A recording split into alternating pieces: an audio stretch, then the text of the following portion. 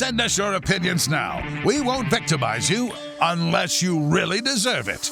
Now, back to your host, Rod Pedersen. Hour 2 is brought to you by EMJ Marketing. Transform your audience with powerful presentations from EMJ Marketing's elite speakers. Check out their website for more information at emjmarketing.com. Rick Vaive played 876 NHL games, amassed 788 points, 441 goals. Captain of the Leafs joins us on the RP show today. His return. I think I can add best-selling author to that, Rick. Am I right? You had a book out the last time we chatted. How'd that go? That went pretty good, actually.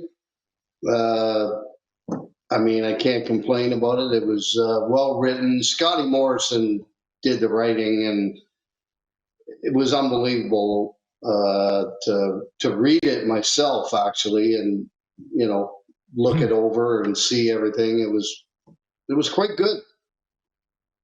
Well, proud of you for doing that. There's no easy way to write a book, and I'm sure you learned a lot about yourself too, even though it was an autobiography. Rick, I'm going to start here.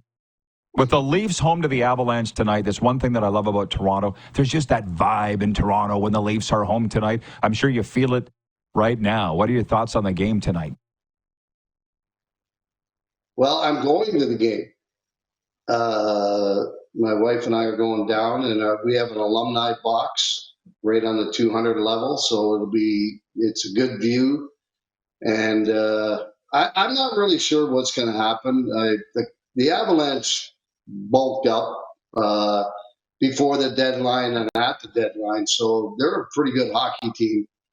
But the Leafs, I mean, they destroyed Calgary, although it didn't look like Calgary was really that interested in the game. It was almost like 10 minutes into it, it was over. So it was kind of an easy one for the Leafs, but should be a good game tonight, though. I saw the quote from Berube before that game that the Leafs were pissed off with their slump and the way that they've been playing. You've seen this literal front row seat for decades, Rick. Is this year's team different than the rest? Berube would make it different than the rest. What makes people think that it will be different? Well, I think there's no question that it's a different team. I think they're obviously the coach makes a big difference in the way they play. And they play a little bit better defensively than they have in the past because of Berube coming in. Their goaltending has been awesome this year. I mean, it's just been incredible. And I think that's probably what's going to carry them through. And the problem is, if they don't finish first in their division, they're playing Florida or Tampa in the first round. And so far over the years, that hasn't gone. No, we've seen how that's worked out. Before you came on, Rick, I asked the viewers if they had any questions for you. That's, to me, always the funnest part. So Kirk is watching in Toronto on Game Plus television, and he says, Rick, Mr. Vaive, could you please tell us what it was like playing in old Chicago Stadium for the Blackhawks and those stairs down to the dressing room? What was that like, Rick? Well, it was good. I mean, I loved Chicago Stadium with the big organ and everything, and the fans, like before when the national anthem he played. I mean, you could barely hear the anthem at the end of it because the fans were so loud, especially in the playoffs.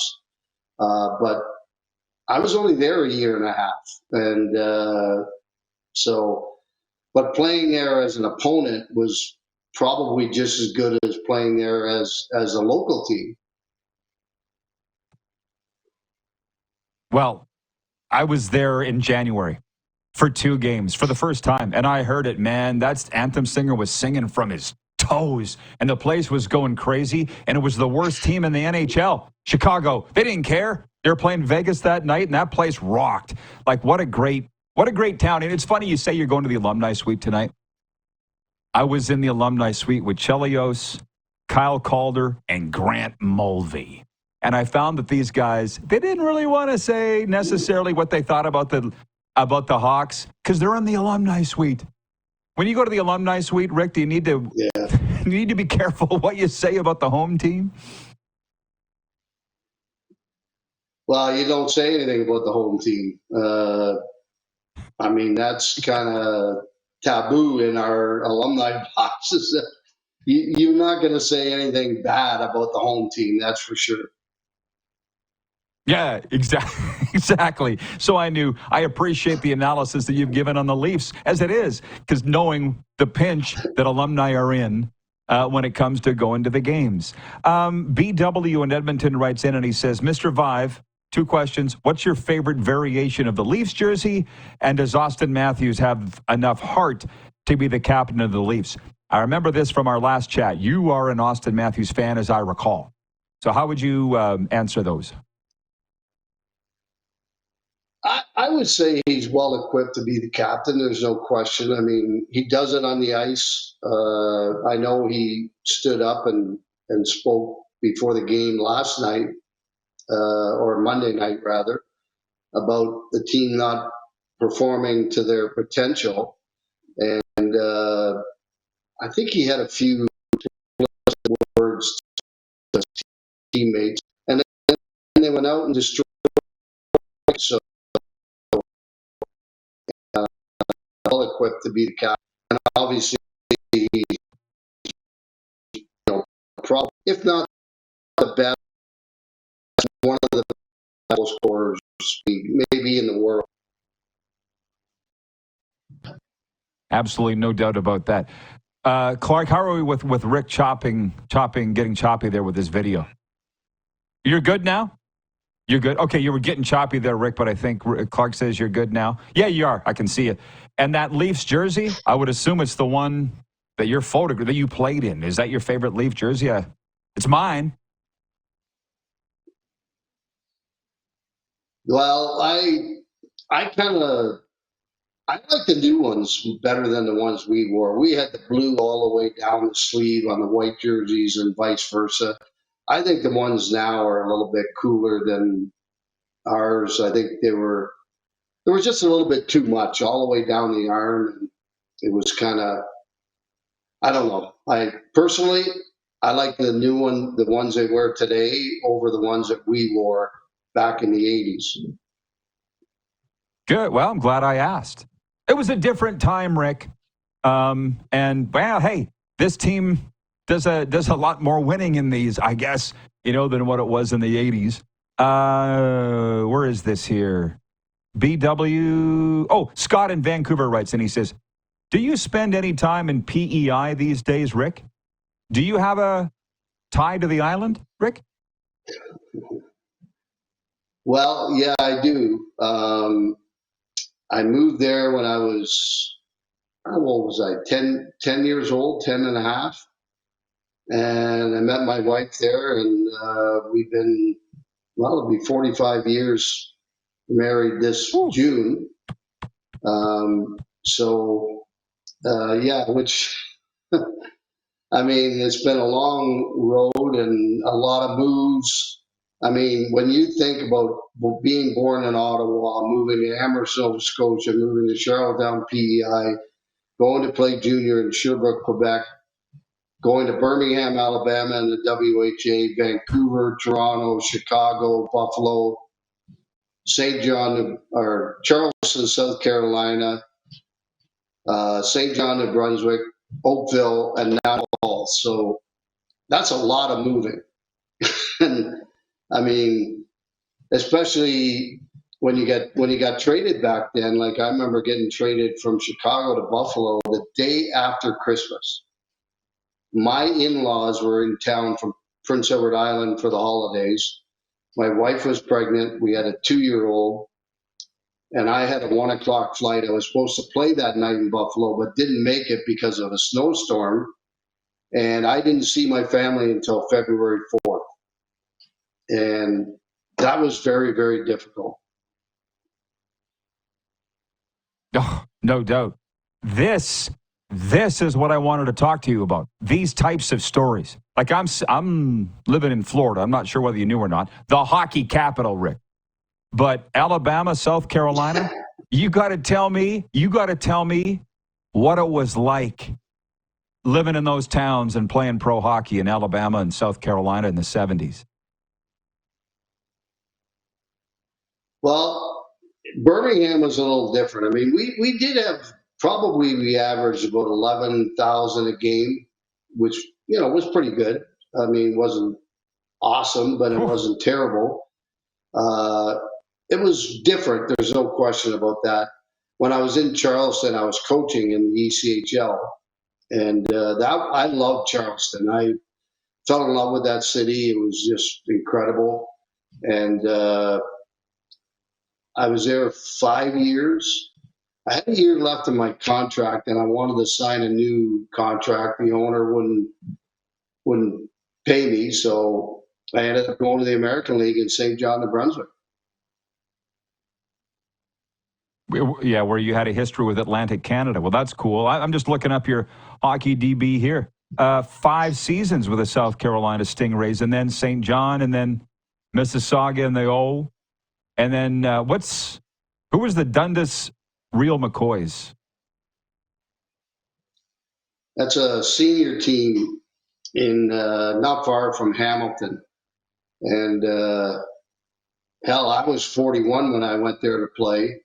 And I didn't realize until I started playing that I was playing against guys in their 20s, early 30s.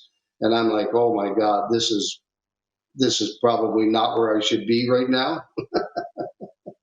But we hosted the Allen Cup here, and we didn't win it, but we hosted it, and it was a lot of fun. Well, hey, you're a winner. And as I look at this, South Carolina Stingrays, you won the Coast in 1997. So you're a hell of a coach as well as a tremendous hockey player. And you talk about a brush with the owners. You've had a few. Guess what? So have I. Do you ever think it's us, Rick? Do you ever think it's us? Not the owners? No. No, definitely the owners. Especially Harold Ballard. Well, I was telling the viewers earlier before you came on that I got some really good friends that I don't want to name them, but played with you in Toronto, and they won't. I don't want to end this on a bad note, but what I will say is they don't want to talk about it. They don't want to talk about it. And I don't mean in interviews. I mean having coffee, shooting the breeze. They don't want to talk about that time. So that probably didn't surprise you. No, not really. I mean, I don't mind talking about it. I mean, Harold Ballard was not a mean guy or a terrible guy to us. He was just cheap. And he wouldn't, I remember, I'll tell you a good story. It was about halfway through the season, and it was the year that we had 4 Czechoslovakians come over to play with us. So we used to charter all the time on these little prop planes. And about halfway through the season, King Clancy would always travel with us, and he would sit a couple of rows in front of Harold. So we had our little dinner, which was a little tiny thing of lasagna. And then the flight attendant would come by with a wicker basket full of chocolate bars. So she gets to King, and he points back, and he goes, the other old guy behind me can't have any chocolate bars because he's a diabetic. So she comes to Harold. He puts his hand in and grabs about 4 chocolate bars. She slapped his hand, said, you can't have any, sir. You're a diabetic. He canceled the charters for the rest of the year. Because he can. Who does that? Yeah. Harold Ballard. Yeah. And then the funniest part about that whole episode was it helped us because we got to, chartering, you're going in, you're coming home. You don't get to hang out with the guys on the team. Now we're flying commercial. We're staying overnight.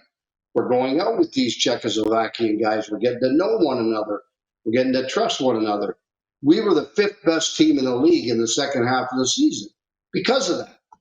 And I don't think Harold ever realized Yeah. Sometimes people win, or teams win in spite of the owner. But I don't think he would care. I mean, one of those guys is Lanny. And he's like, I don't want to talk about it. And he goes, I had to get we had to take the contract to jail to get Harold to sign it. He was in jail. He's like, right, that's dysfunctional. And I'm like, yes, it is. Rick, do you do any banquets anymore? Or is that a thing out there in Ontario? Because you know it's huge in Western Canada, the sports banquets. Do you do much of that? No, not recently. I mean, not in the last 5 to 10 years. I do a lot of signings, and I'm still playing about 60, 65 hockey games a year with our alumni, with the NHL alumni, Easter Seals tournaments, Hockey Helps the Homeless. In fact, I was in Saskatoon for Hockey Helps the Homeless last year, and it was fantastic. Wow. Really loved it. And we went to a Blaze game when Bedard and the Pats were in town, and that was a lot of fun to go watch Bedard play, and with a prelude to what going to the National Hockey League and being the first overall pick. Oh, yeah. Big Bedard fan here.